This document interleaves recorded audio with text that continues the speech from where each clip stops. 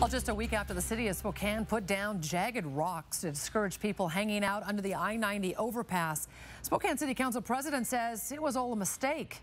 The city of Spokane spent $150,000 to drop basalt rocks underneath I-90. Good evening. Thanks for joining us tonight. I'm Nadine Woodward. This week, City Council President Ben Stuckart posted an apology on Facebook, saying in part, "I chose an expedient and strong-arm solution instead of a collaborative and holistic approach. The homeless citizens relocated from their community deserved an outreached hand from their elected officials instead of a hammer and a bunch of rocks." KXLY4's Grace Ditzler working for you. And Grace, what happens next? Well, Nadine, because of this issue, City Council will now host a forum on homelessness that President Stuckart says will help people gain a better understanding of the issues of homelessness in our community.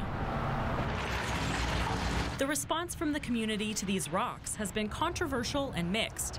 City Council President Ben Stuckart now apologizing for the move, while City Councilman Brian Beggs says it was necessary. People were coming out of those bushes and trees into the parking lot and threatening and assaulting students. Several people overdosed.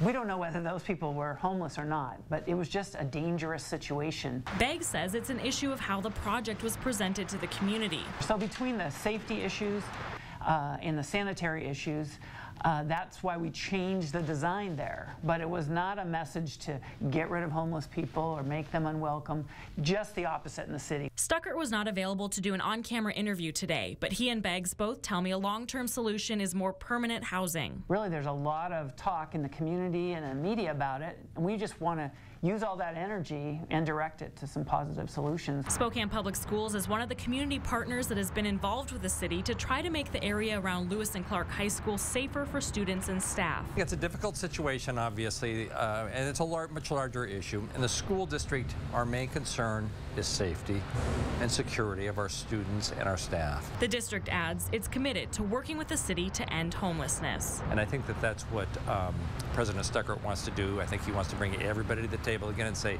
let's come up with a better solution than putting rocks on the ground. And whatever is safe and secure for our students, we're going to be in agreement as part of that solution. And the City of Spokane tells me the installation of these rocks is part of a broader effort to improve the gateways to I-90 throughout the city, and says it would have happened.